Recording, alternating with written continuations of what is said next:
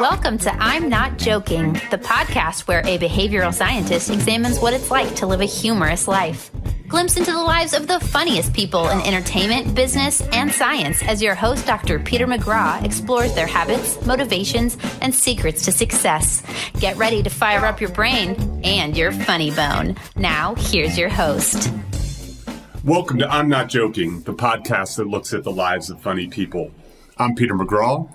Today's guests are Dr. Stephanie Green and Mark Fernie. Stephanie Green is a postdoctoral fellow at Stanford's Center for Ocean Solutions, and she's joining the faculty at the University of Alberta as a marine biologist. Mark Fernie is the Chief Student Affairs Officer at Westminster College in Salt Lake City, and he's formerly, at least in my opinion, the youngest dean of students ever in the United States, maybe the world. Welcome, Steph. Welcome, Mark. Thanks for having us. Great, thanks. So this is new. I've never interviewed two people at the same time, let alone a couple. Dun, dun, dun. You guys are together. We'll see by the end of this podcast. True. So, Steph, Mark, if you weren't a marine biologist or a dean of students or a chief student affairs officer, respectively, what would you be? Comedian. No, totally kidding. Probably make you more money. I don't know. What would I be? What would you be? You'd be a lawyer. I'd be a lawyer. Or... You'd be a lawyer. A traveling gypsy would be one of probably, which I get to do in my day job anyways a little bit. So that would be my preferred career. So did you think about becoming a lawyer? I applied to law school. I studied for the LSAT. I took the LSAT. I got into law school. And then I did the dangerous thing of going traveling, which made me realize that if I were a lawyer, I'd spend 95% of my time in my office and 5% of the time traveling and doing the things that I enjoy. All right. And so I decided to go for the flipped career model of 95% of the time traveling and a smaller proportion of time doing things that I don't. So did that cause you to choose marine biology then? Mm-hmm. Because if you chose chemistry, you wouldn't have been able to travel. Yeah, so I traveled to Central America where I met people who were working in marine conservation, and I realized that you could actually make a career out of studying the ocean and studying conservation and doing things like scuba diving for a living. So I decided that was going to be the track I was going to go on, and I said no thank you to law school. Okay. So what law school missed out on you? University of British Columbia in Canada, which is a nice good law place. school. Yeah, it's a good law school. Mm-hmm. Mm-hmm. Well, I'm glad you're not a lawyer. Thank you, me too.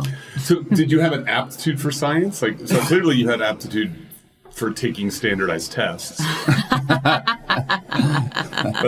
did you have to fight to become a marine biologist? Because I mean, you're just getting your career started, but you're incredibly successful already. You know, it's funny how many people I meet that say, "Oh, I always wanted to be a marine biologist," and so. You know, I think there definitely is a large supply of us that have tried to go into this field, and I feel incredibly lucky that I'm able to actually work and find a job in it. But I would say I'm not sure about science as a direct aptitude, but I maybe have an aptitude for risk-taking and getting out and exploring nature, which fit well with marine science. But you need to be good at science to be a marine biologist. It's easy to, lots of people want to be marine biologists, but they don't want to be biologists, right? Or they want to be marine biologists, but they don't have the chops to be a biologist. Yeah. So tell me about your, people, I was at your wedding and everybody talked about how smart you are. Why are you so smart? I don't know.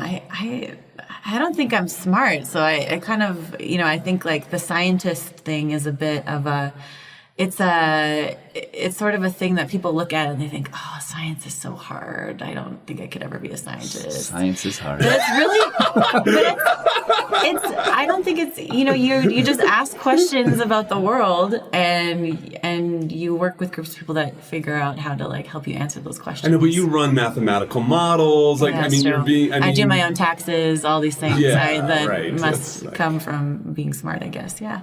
I enjoy it. I like it. So. I remember when Mark met you, and I think you spent some time.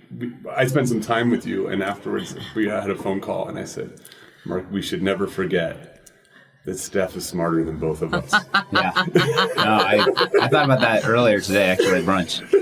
Just trying to lull you both into a false sense of security. I can pounce. But you were good at math as a kid? No, I actually cried all the way through sixth grade math. I wouldn't say that I was good at it. And I'm not sure whether it was a product of the way it was taught to me or if I just had this preconceived notion that I wasn't going to be good at it. And it actually all came back to, I think, a traumatic event that happened when I was 10 years old. I was in fourth grade, and it's the first time that you're given a letter grade for anything. You've always had those flowery written comments that your teacher gives back to you. And we actually got A's, Stays B's. close to the lines. Exactly. Our teacher was so kind, and she said, Mrs. Postman said, okay, now everyone, we're going to get our grades today, but before you see what I've given you, I want you to sit down and give yourself grades. I want you to think about all the subjects that we've done and give yourself an A, B, C, whatever. I gave myself, I think, C pluses in every possible subject except for math, and I gave myself an A in math. I was like, I'm so good at math.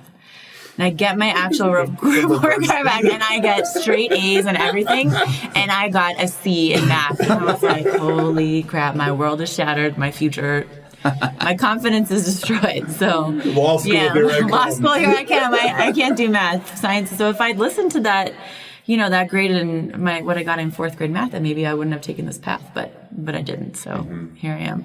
Yeah, nice. Well, it's worked out quite well. Yeah. Mark, you've had some time to think about what you would do if you weren't in student affairs. Yeah, for the last 6 minutes, I pretended to be listening to Steph, but really I was thinking in my mind, what would I be doing instead of student affairs work? And by the way, you're going to get a chance to experience that. When's this going to go live? You might need to be careful. It's weeks from now. what the date is. So I will be joining Steph in Edmonton, Alberta, Canada, when she starts her new position, and my career path is unknown at this point. So, So what are you going to do? Well, I think I'll finally reach my life goal, and if you ask me what I would be doing in I already know my what he's junior high or high school, it'd be like, I'm going to be a stay-at-home husband. Not even a dad, just stay-at-home husband. I think the term was man of leisure. Yes, man of leisure. The term that we've decided on is nest cock, actually, is what we're going for. So it's all good. It'll all be good. Either way, I win. This is this is exactly why you guys qualified to be on this podcast, because of that statement. Right there. True. So I never met, and it's fascinating, I never met anyone until Mark, an accomplished man, a professional, well-established in his career, lots of opportunities, who had marriage as such an integral part of his next career move and life path forward. Like his career was just getting in the way. Yeah. It's like, you hear about that terrible fallacy of the 60s of women going to university to get their MRSs. And it's like, wait a minute, is this man playing the long game with me to get his MR? Is this what's happening here? That's exactly right. You're on to me. So, it benefits us both. Mark, I'm going to put forth a hypothesis for what you would be doing. I think you should be in event planning in some way, shape, or form. You should, or like managing a bar or restaurant, or something that involves putting together parties. Because I was jotting, we made this decision to do this pod rather in an impromptu way, and I was just jotting down a few notes, and I wrote down party planning, which, by the way, as Steph and I were having a long debate, you were party planning today. Yes. Right. So talk about your love of party planning. I don't know what the history is. I mean, I was an event planner when I was at my undergrad. I was on the programming board and helped plan events for the college community and my fellow students, and had comedians come through and bands and tried to put on good events. So in that sense, I guess it's something that I like to organize and have a good time with friends and family and put things together. So the party that you're referring to is the upcoming Kentucky Derby party. Yeah, but this is like not a regular Kentucky Derby party. Like, I've been to it before. So you will have a pony. Two ponies now. Because we like to race them. Okay, right. With children on the back. Children, right? Yeah. You get you're located in Salt Lake City. You get the Jazz Bear. What is it? The mascot. The mascot. I think he just goes by Bear. But Bear. Right. Yeah. Like you can text the bear. I can text the bear. Well, the bear, I won 30 minutes with the Jazz Bear years ago at a silent auction. Yes. And he was supposed to come to my house for 30 minutes. And I think it was arranged for like birthday parties or something for kids. You were just going to sit with them in your living room. Well, I had a variety of suggestions. My friends would be like, table tennis. Or you should maybe borrow the mascot for the Westminster Griffin, and just when Bear shows up for your 30 minutes, you just are in the Griffin mascot. And then you're like, well, you said 30 minutes with the bear. I thought you might be into this sort of thing. I mean, it'd be a fun... So we ended up deciding on using him at the Kentucky Derby party, and it was really well received. People loved it.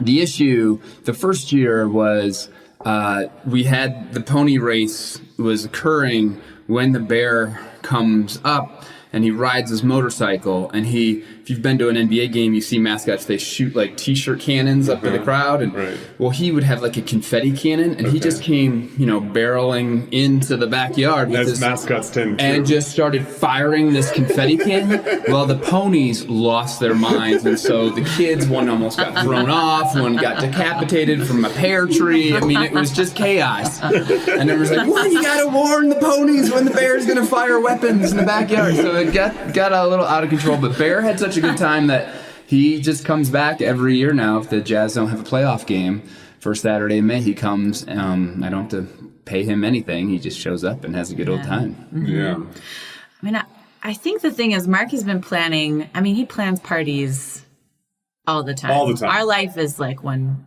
big party. We have a calendar 6 months in advance of all of the fun things that we're doing. It's that Mark called, does. and I wrote this down. It's called the Calendar of Fun. It is indeed called the Calendar of Fun, or the COF, as I like to call it. The F can stand for variable things, depending on how I'm feeling about it on the day. Well, if we're calendaring those Fs. You're a young couple to be scheduling that. It's true. I don't call it the fucking calendar very often, and it's usually not in that context, but sometimes I could say that. Like, is it hard? Do you find it sometimes hard to keep up with his social schedule? No, I love it. You do? Actually, and that's probably why this works so well, is that I appreciate having a Mark in my life that is so like energetic and wants to get out there and plan things. And I think, as you said, where is the Calendar of Fun? It's in my. Is it written down on paper? And it's multiplying, Pete. Go grab it. Yeah, so the Calendar of Fun, you got to understand, it's not just one calendar. It's breeding and multiplying and spreading to the point where we both have our own versions of the calendar. I'm surprised it's not online. No, well, there's also versions online as well. May. And then May and June, and then July and August. All right, let me take a look at this. So I'm involved in some of this. So in May, unfortunately, this will be launched after May, but we're going to go see U2 in Los Angeles. In the Magic Castle. And we're going to go to the Magic Castle. Yes, we are. Which we're all excited about doing. Oh, yeah. I can't read a lot of this stuff. So you fly probably, to Asia. One thing you might notice about May, there's not a lot of blank spaces. There's a lot, yeah. The 14th, the 13th, 14th, 15th was I open. had to start going with So smaller. here's Colorado. We're in Monterey Oh, I next see. weekend. Yeah. And then Derby Day. Yes. And then commencement. And then Right. LA. And then Memorial Day weekend we don't have booked yet. I thought we were going to do something, but then Steph was like, well, we're going to Asia for 5 weeks. So the maybe you Wednesday should have, after, maybe you should so be maybe we should packing pack. and actually get some work And done. then June we're in Asia, and then July we have to figure out when we're going to in move. Yeah. Toronto.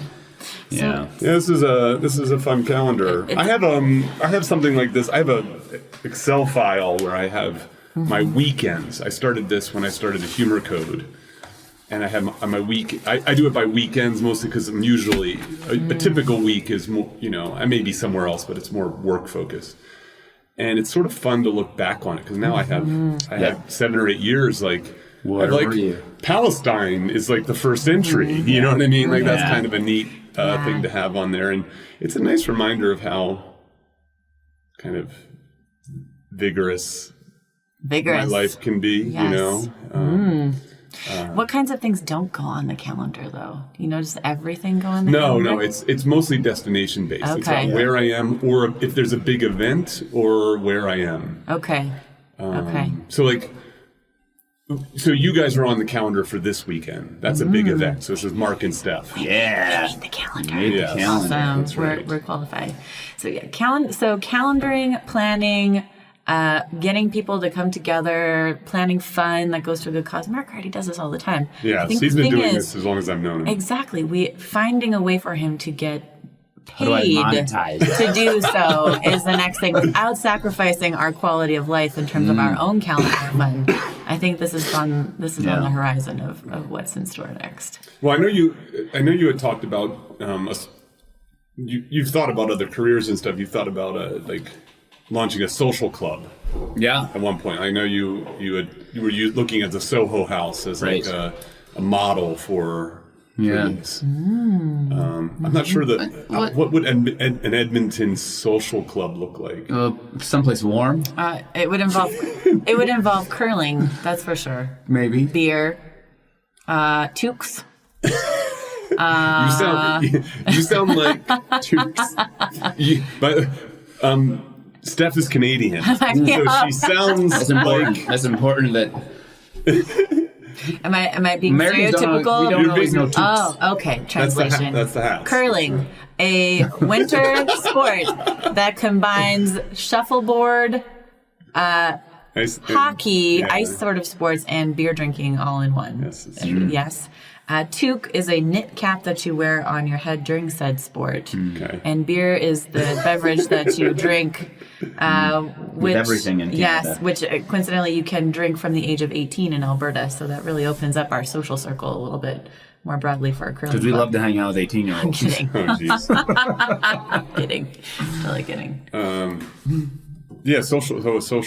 Yeah, that was one thought. I mean, I've got a list of like big ideas on my phone that I just haven't really had time to think about. What are on there? What's on there? Oh, well, I can't disclose because, I mean, Well, it's the big ideas that you're not once gonna- I say them out loud, inevitably someone will then tell me, oh, that just came out 30 minutes ago or 6 months ago, true. or, oh, yeah, I know all about this. And I was like, oh, well, that's why it was a big idea. I'm just a little bit late. So I don't want to, like, share what they are because one of you two will tell me, nope, that's been done.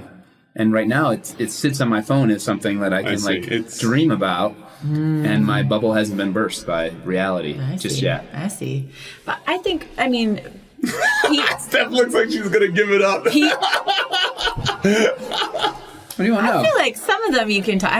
Pete and I know you so well. I think with some of your traits that come through in some of those big ideas, like around counseling and sort of like mentorship of the getinthegame.com, get back in the game. Get back in the game. Yeah, like having, like, providing some sort of therapy at like a more social setting. Coaching for recently divorced or individuals who just ended long-term relationships who are a little unaware of how to kind of get back at it. And why do you think you're qualified to do that? Well, I've done it. I've lived it. For one, thanks for bringing up the obvious. He gets to have a big old personal success story on his webpage there. I mean, not only am I the founder, I'm a member or whatever. In marketing, I just taught this last week or 2 weeks ago. There's this notion of positioning. How do you position your offering in the minds of consumers? And one of the key elements to that is to have a point of difference.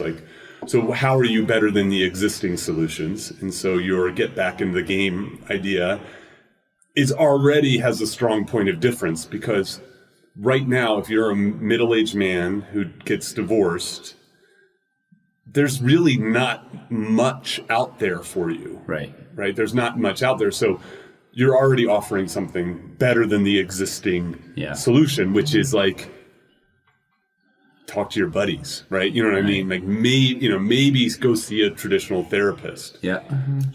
Who's likely to be a woman also on top of it. Yeah. And, but then on this point of difference is there should be what we call a reason to believe, a because. Well, why should you believe that this point of difference exists? So Avis's point of difference is we try harder. Yeah. Right. So we try harder. You're going to get better customer service at Avis than Hertz. Their reason to believe is because we're number two. Right. Because we're not as successful. We're going to work even harder than they do, and so on. And so you have a good reason to believe, which is, I managed to bounce back. Yeah. Well, the evidence is to my left. Right. Thank you. I mean, I wasn't quite waiting for that, but I was kind of waiting for that. So I appreciate it. I wasn't quite kicking you in the shin under the table, but yeah. So right. Exactly. In that sense, and I've provided this kind of resource, if you will. You have some friends who've done it. A number of people who I think have been in tough situations who we've gone out and I've kind of coached them through this process. Stop wearing shorts to oh dear events. me, really? Yeah, just little things that could go a long way, and so that's one idea. He's already got a half page of testimonials that he can put on the website. Actually, we've talked about this. I was hoping you would allow us to discuss it. That's a tough business. It's a tough business model. Right. Because you have to duplicate me. I think the way the model works is if you flip it and you do, you look at these dating. There's a bunch of dating coaches out there. Mm-hmm. So a friend of mine actually recently purchased this. There's this guy Matthew Hussey. I don't know if he's an Aussie or a Kiwi. He's this good-looking guy. He's got this great accent, and he gives dating advice to women. So it's a man's view of dating. And what he does is he has a lot of stuff for free, right? Lots of videos and, little tidbits about how to text or how to do this kind of stuff. And then what he does is he monetizes it with a program you can sign up for. So you get a lot more stuff online. Then he does workshops. So he goes to cities. Sets it up in a hotel. In a hotel, in a ballroom and whatever. And he gets 500 women in the room. And then he does his talks. And then he does Q&A. And he gives a lot of tough love and, this kind of stuff. And he's incredibly charming. And his advice is actually pretty solid advice, I think. My advice to my clients would be find out where those 500 people presentations are and show up there in the lobby of that hotel on that Saturday, and then you're a genius. I smell a co-venture here. Name's Hussey. How do you? I need to email this guy. And then I'm sure he does one-on-one coaching at a very high price. Yeah, right. Sure. For $500 an hour, he'll do one-on-one coaching. That seems to be the kind of model. Yeah. Here's the question: do you think divorced dudes are looking for that? Well, that's the thing. I think the issue is you either depend on friends who have been through that process, Or you go the traditional route of finding a therapist, and everyone says, "Oh, go get therapy." Yes. And you go Google one and find one locally who might have some experience in this, but maybe a female. It doesn't matter, right, who they are per se, but will someone in their 30s and 40s who've gone through something, or 50s, say, "Okay, I'm going to go do this right now"? Yeah, and so my model theoretically would be that kind of in between, in the sense that it's not quite therapy where you're not going to go to sit on some couch and, you know, talk about the relationship with your mom. Right. But it's going to be a little bit more intense and Structured. structured than just hanging out with your buddies to talk about like what you're doing. Well, some of this came from that's why I said coaching. It feels more like coaching, right? Like you're going to be like it's actually taking a bunch of different things and putting them together. Like it's part therapy, right? Talking about how painful this is and so on. It's part stylist, right? Like, boy, dude, it's time to get rid of those cargo shorts, you know? And it's part like, okay, you're going to be living on your own. Your apartment cannot have, right, this... Part editing your Tinder profile. Yes, that's right. Game planning. That's right. Part sort of like, you know, this has fallen out of favor, I think, with the Me Too stuff, but like that sort of like pickup artist stuff that was like big in the aughts. Like the Hitch. The Hitch kind of thing, like a little bit like, hey, what is it going to be? Like, how do you meet someone at a coffee shop or at a cocktail party? How do you flirt with someone or whatever, because you've been out of the game for 20 years. So I think the other thing that I've really thought a lot about, and some of it's from experience of friends or significant others, and someone posted it on Facebook yesterday, is the struggle that people in their 30s and 40s I think have, especially if you don't have kids and you're not into that daycare kid, you know, genre yet. Is how do you connect with new friends? And if you move to a new city, even if you're at the same city, when your friends have changed their lifestyles, kids, what have you, how do you make that transition to finding a wider social circle?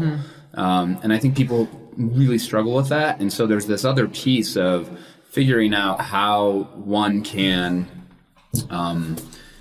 develop, you know, the skills to my party planning. I had a party several years ago that was based on a party you threw at your house, and it was Stranger Danger party. Oh yeah, so and 6 degrees of separation. 6 degrees of separation party, and I said the only way you get to come to my party on Saturday night is if you bring someone who I've never met before. And in Salt Lake City, you know, they call it Small Lake City. It can be a challenge, especially when you've lived there as long as I have. Like, I know a lot of people. And that party was, people still talk about it years later. We're like, we met so many people. We had an org chart on the wall that we drew lines, but it allowed others to connect. And even at the Derby party, we get friends who, like Jesse and Matt, were like, we're so glad we went to the Derby party last year because we met all these new friends that we needed to meet. And so I think people really struggle with that if you're not connecting at work with friends or in your community in some way. Like, how do you find fun people? You say this is why I pay for you to come to Boulder and stay at my house, and I buy all your drinks just because I don't have friends in this town anymore, and so you could benefit from this, Pete. I've noticed that. Yes. So when I moved here when I was 34, so that was a few minutes ago, 14 years ago. I definitely had a much bigger, I mean, my friendship structure here is deeper now. Like, I have closer relationships, obviously, but I had a much larger one then because people have coupled up, they've had kids. It's just harder to see them. We have to plan weeks in advance and things like that. So I've felt my friendship group here in the Boulder, Denver area has shrunk a lot. I should probably have another Stranger Danger party. Totally. You know? That party was ridiculous. They do call it a Stranger Danger party. There was a danger element to it. There was a dance party at the end, wasn't there? There's some dance party, and there was it was. I can't say everything that was happening because these were strangers acting dangerous. But I think a couple dates came out of it for you. I don't recall that. I think we're gonna have Careful, Mark. We're gonna have to have one of these when we get to Edmonton. This Stranger Danger party. Be careful, because I think a couple dates came out of it for me too. So Steph, what would you think of Mark pursuing the get back in the game? I think it's a great idea. Well, as you guys were just discussing this, I was thinking too that part of, I think, what getting back on your feet means isn't just launching yourself back into another long-term No, I don't think that's relationship right at all. that's going to, I think a lot of people get so comfortable, they narrow their relationship field to this one person. Then, so that's when that ends. It's why it's sometimes partly so catastrophic, is that you kind of become a little bit more isolated. And so, if it focuses on helping people make friendships and become comfortable in themselves, I think that's great. And I think that's one of the things that I appreciate most about Mark, and he might say the same about me, is that we both really enjoy having large networks of friends and traveling and pursuing, hobbies and interests. And I think it keeps us interesting in the other person's eyes as well too, because we both got a lot going on and we bring that to the table. So yeah, that's obvious to me. I mean, that was clear at your wedding, just the amount of people there and the way they talked about you guys. This idea has come up a surprising number of times in these conversations. Is what's interesting is people view divorce as a failure, but yet, like any traumatic experience, it actually also offers the opportunity for growth. Right? So everybody's always focused on how, the media, the researchers, everything about post-traumatic stress and about the challenges of having these kinds of bad shocks in your life. But there is always the possibility for them to result in something good. Yeah. And so the suggestion is that with a bit of coaching, it might provide the kind of opportunity, impetus. Are you going to start a new career? Are you going to relocate to that place you've always wanted to do? Are you, are you going to make changes to your health and well-being that you weren't because you weren't in a good place, right? Are you going to lose weight? Are you going to, get that haircut that everybody's been asking you to get for 10 years? Basically, yeah, that's like, when do you think, Stop wearing dad jeans. When do you think, so Mark, here's a question for you. So when do you do the haircut, right? So let's suppose you have client X, right? Okay. So he's a 40-year-old guy, divorced after 10 years, let himself go a little bit.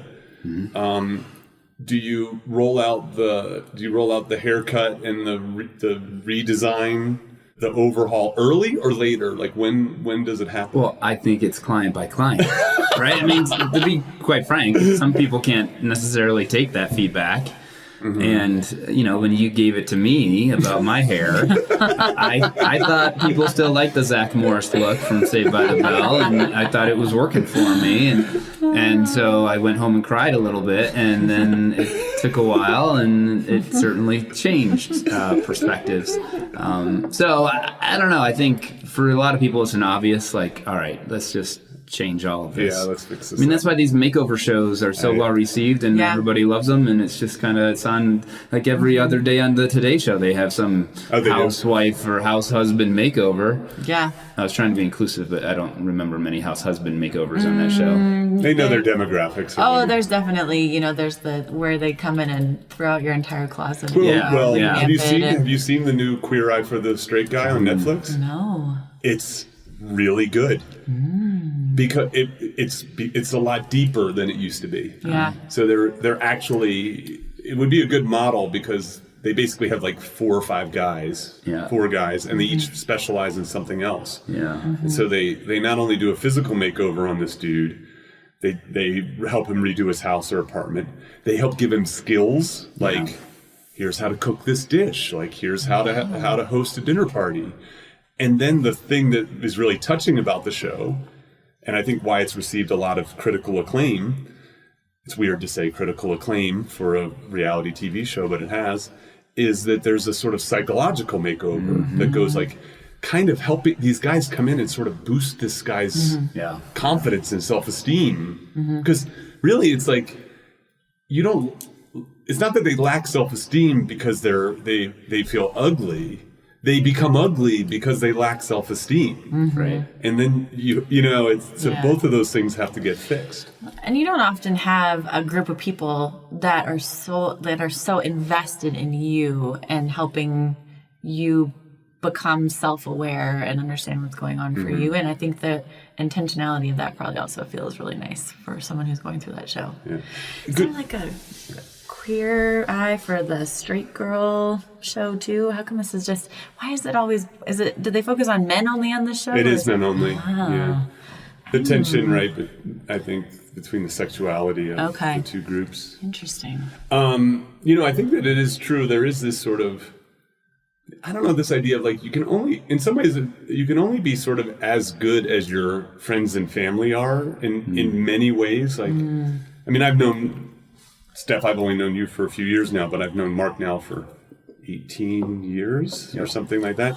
And regularly he'll say things to me, like reflect things back that he's observed that I couldn't have necessarily come up with myself. Like I think good friends do that. Yes. They pay attention, and they can, and they care enough to say it, even you may not always want to hear it, in that way.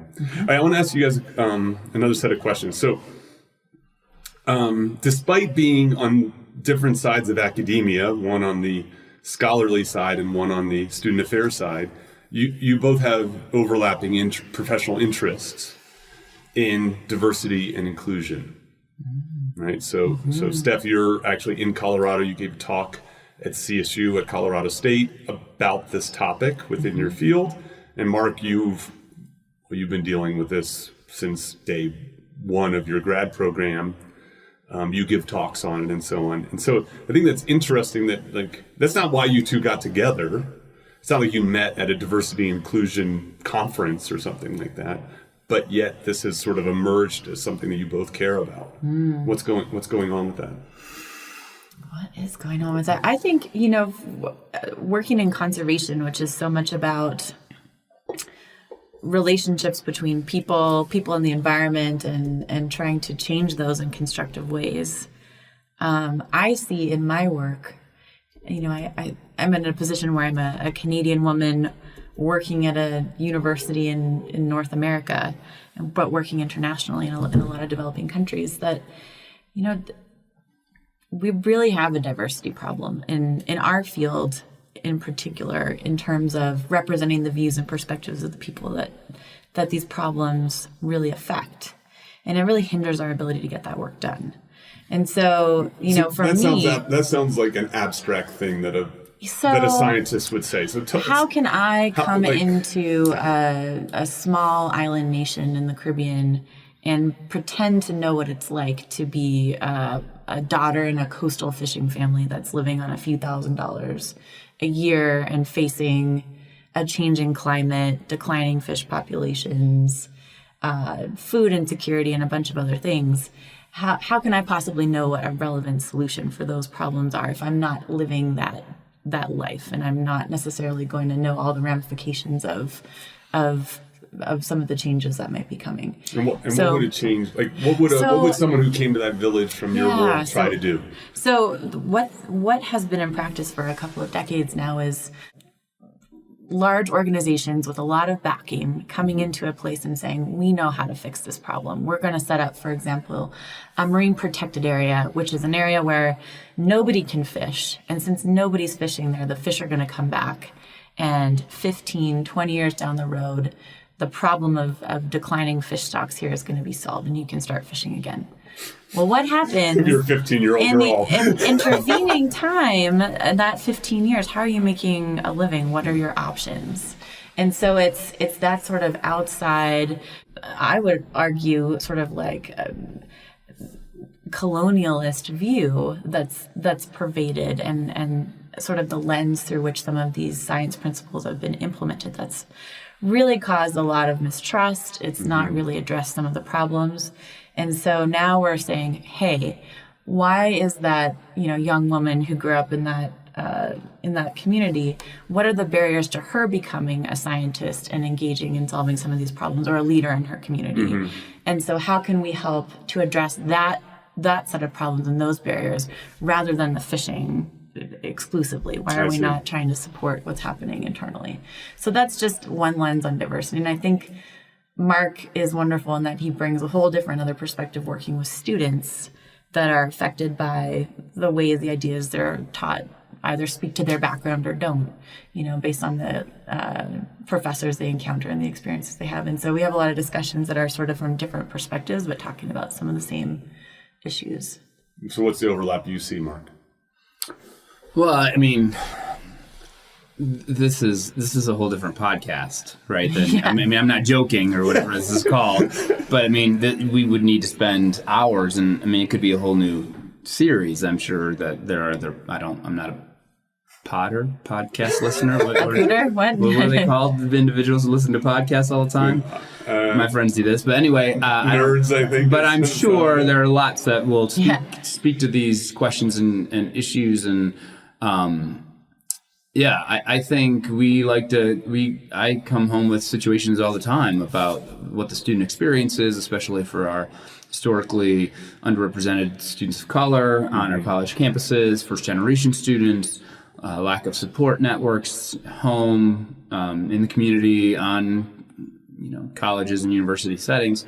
So it's certainly top of mind type concern that anyone who is a faculty or staff member at any college or university should be thinking about critically, consistently. And so I'm often surprised when those conversations aren't happening. So the fact that this is kind of a, we're like, oh, Mark, Steph, you have this in common. I would hope everyone has this in common. I mean, that's the bottom line, to say these are things that we should be discussing and thinking about to help support our students and faculty and staff of color, but also to move the needle on what's happening in society and what we could do to help this world be a better place one day at a time. Mm-hmm.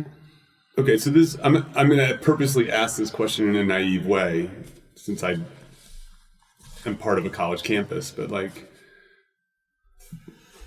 why? Right? So, universities, but why? Why is diversity important? Yeah, no, I'm saying this is a university is, its main focus is to create knowledge and to pass that knowledge along. Yeah. Right. Mm-hmm. And so then the question is, why? Right? Because there are people out there who say, look, folks who have the highest grades should get in, and it's sink or swim, and pull yourself up by your bootstraps, and so on. And so someone who, so why? What is the argument from a pedagogical standpoint? We'll pull out all the research, right? Research has been proven in the last 10 to 20 years. There have been people who do these type of studies and work to say, in institutions that have people sitting at the table making decisions, helping inform what the next move is for that particular organization. If they have diverse thoughts, diverse lived experiences, they can speak up, and that ends up helping the entire institution and society in ways that, if you've got a bunch of straight white men sitting around a table making decisions, look how that's ended up in the last 200 years. Right? And so I think that's the important piece that needs to be addressed. Yeah. So I got some really nice feedback from a talk I gave this past week here in Colorado, which was afterwards in a conservation class. The students were talking about the talk I'd given, and this one young woman said, I think I wanted to be just like Stephanie Green. And I was like, I love to hear that. But if it means that this young woman could identify with me and see herself pursuing a career in science and conservation and doing that work because she saw something that in her eyes was a similarity between us that she could follow up on. To me, that's really important. And I think about, I'm a heterosexual white woman working at an institution in America. And, how I am might resonate with some students, but I'm certainly not going to be a role model for everyone. And so for students from underrepresented groups across the country, where are their role models in our universities? The Latinos and the Latinas and African American individuals, are they in these roles in academia so that students can look up to them and have someone that say, hey, I can identify with you, I can do this work and be in this field. Well, just in your field, 7% of STEM PhDs are female? like 7. Yeah, it's true. So, I mean, to have a student in a class say, I want to be like Dr. Green.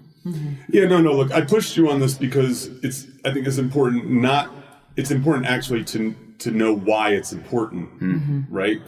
Because, look, I mean, I see this as the universities have multiple goals, right? It's not just to educate and to create but it's to provide opportunity. Like, I mean, like any successful society takes care of its poor people, in the sense that you create a workforce and, you allow people to make the most of their opportunities. And so obviously if you do not create a place that's safe and encouraging, that has mentors, that provides financial resources to allow people to do this. And we know that it works, right? Because Steph and I were just talking about the amazing strides that women have made in education in the last 20 years. It's magnificent, the changes. So we know that like providing a level playing field and encouragement and mentorships and so on can have that kind of an effect. I just think, I think what's interesting is this notion of diversity in general, right? So there's this sort of, you can pick out places where diversity creates a stronger structure than a lack of diversity, right? So in your financial instruments, right, you're saving for retirement. Diversity is good. Yeah. Within an organization, in terms of creativity and innovation, new ideas, diversity is good. In a rainforest, right? Diversity is good, right? Like there's this interesting thing where it starts to cut across domains that I guess you could probably find some common set of, you're the smart one, Steph, so I'll let you figure that out. Conditions, right? That show that, it provides a hedge. It has multiple inputs. It allows for... It's an insurance policy in some way too, and also helps make sure that decisions you make are relevant to the content, that are going to achieve the goals that you want. And I think you asked originally, Pete, like, what is the common thread for us in this vein? And I think one of the key things is that Mark and I have had the opportunity to travel a lot, to interact with people from many different cultures and backgrounds. And, we both come from backgrounds where we didn't necessarily grow up in households that had a ton of financial resources, but we now have good jobs. And so we've interacted with a lot of people in our lives. And so we've benefited from those diverse relationships. And so when we go into a setting where we see that's, like not happening, it's a common point for both of us. Yeah. I mean, I brought this up clearly you guys have a fun side, which is what qualified you to be on here. But we got to show that you have this sort of serious side that is complemented by that, I think is important. So we're going to finish with 2 questions. What are you watching, reading, or listening to that really stands out as superb? So not run-of-the-mill good, but really good. What am I reading right now? I'm late to this party, but I'm at the same time, and actually back to back, I intersperse them with one another. I'm reading Lean In and also Plan B, which are 2 books that are focused on the real challenges that women are feeling in leadership roles. It's just Sheryl Sandberg, who is a phenomenal writer. Very interesting, easy to access material, but I have to find the times when I'm going to read it, because it can't be for relaxation, because I get fired up when I read the books. There's a lot of content in there, and her experience is really rich. And it got me thinking, I know a lot of women colleagues have read those 2 books, but I'm not sure how many men, in my life have read them. And I think it's a really important set of books to read. I think it was for option everybody. B, no? Not Plan B, sorry, option B. Plan B is very different. Very different. I'm sure that she would. If you're reading Plan B, then we have some conversations we have to have. I actually gave that. I give when I have speakers in my class, I give them a book. And so the first year I gave them my book, which felt weird.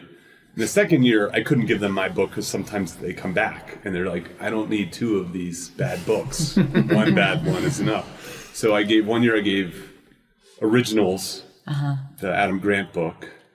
And then this year I gave option B, the Sandberg. Sandberg. Yeah.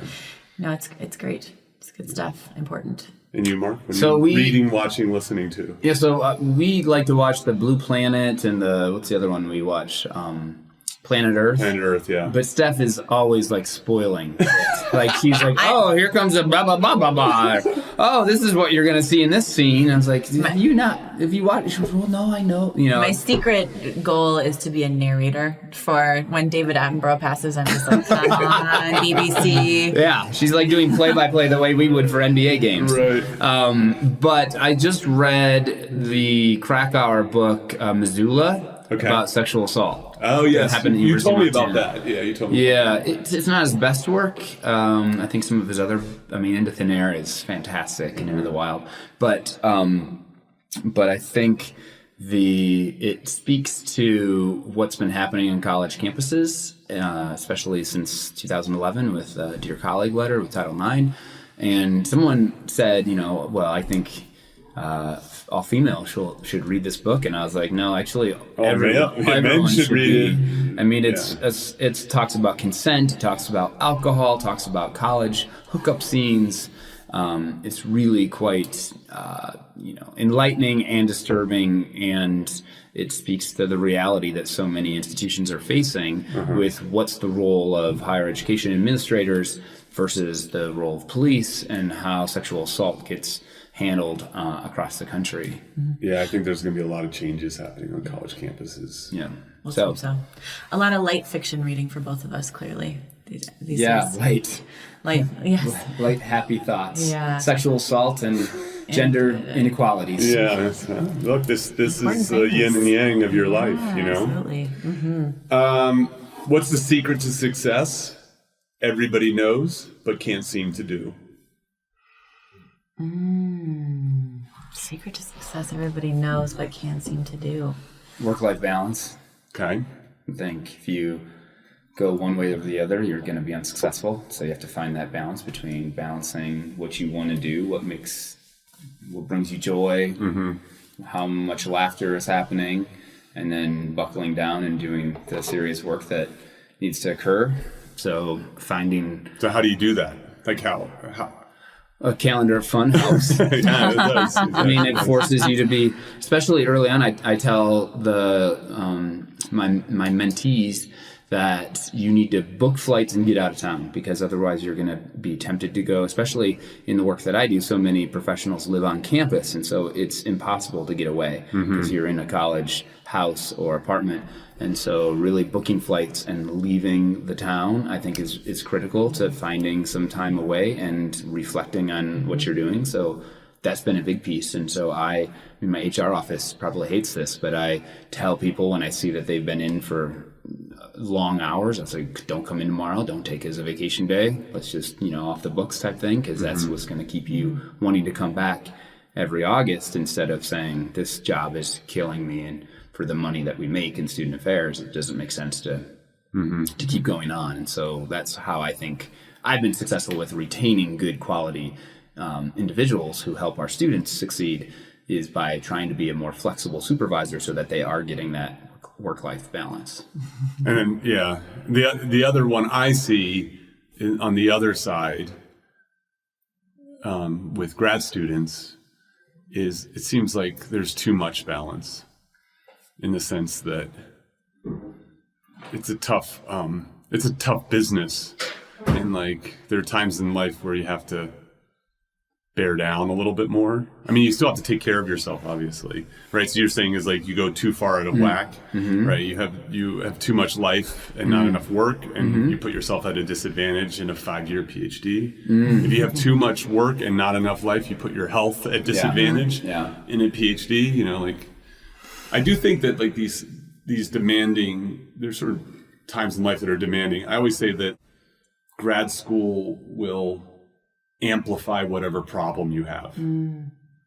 You know, it's one of those kind of places. Like, you have health problems, they get worse. You have relationship problems, they get worse. You have mental illness, it gets worse. You know, like that kind of stuff. If you have weight problems, it get worse.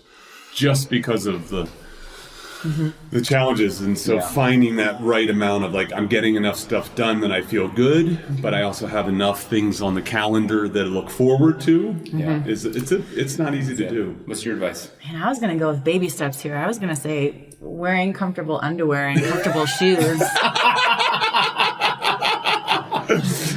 I'd like to think that's not a gender-specific goal or fallacy, but it sure as heck affects your day and your mood and everything else about it.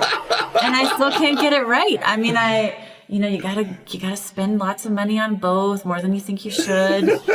Sometimes it's gotta be, sensibility over fashion, and we still we screw that up all the time. We're taking on the heavy topics today, like sexual assault, diversity, and panties.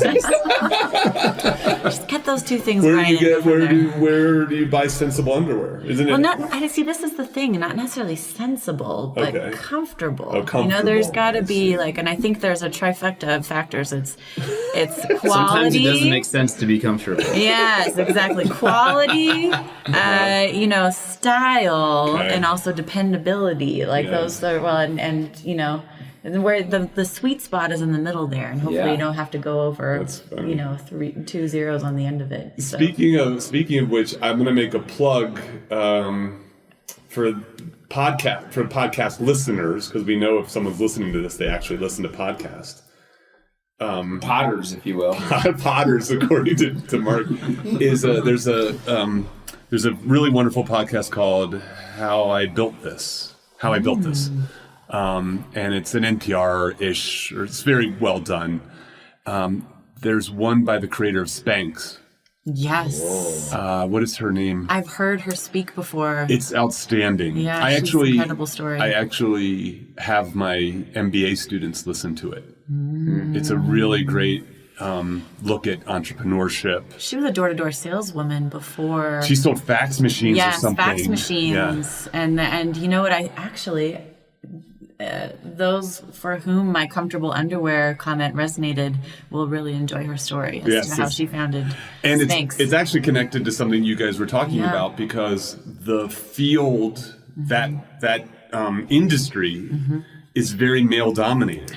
So all the producers were men, right? And all the company heads were men, and all this kind of stuff were. And the designers. The designers were men, and so on. And you needed this woman's perspective of the problem that was there. And one of the stories is she was having trouble finding a producer. Yes. And the way she got it was the man's daughter convinced him to say yes to it, that this was going to be a great idea. Yes. It was why Don Draper made Peggy Olson be in charge of the pantyhose campaign in Mad Men. I think it was lipstick. Oh, it was lipstick? It was lipstick. Oh boy, it's coming full circle here. Yes. Panties to diversity to success at work. Yep. Well, this was great. I'm glad we decided to do this spontaneously. And Us too. Thanks so much, you two. Thanks for having us, Pete. Thank you. Thank you for listening. Don't forget to visit petermcgraw.org for more information about our guest, show notes, and social media links. If you've enjoyed this episode, please subscribe and share with others. Join Dr. Peter McGraw next week for another fun, fascinating conversation on I'm Not Joking.